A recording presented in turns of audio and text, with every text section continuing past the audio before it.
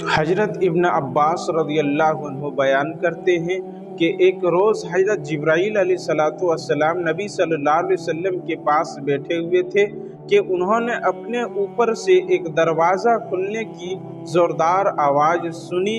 उसने कहा कि ये आसमानों के दरवाज़ों में से एक दरवाज़ा है जो आज से पहले कभी नहीं खुला, और उससे एक फरिश्ता नाजिल हुआ जो आज से पहले कभी ज़मीन पर नाजिल नहीं हुआ, और उसने आप सल्लल्लाहु अलैहि वसल्लम की खिदमत में सलाम अर्ज़ किया और कहा कि आपको दो नूर मुबारक हों, एक सूरह फातिहा और दूसरा सूरतुल बकरा की आखिरी दो आयत।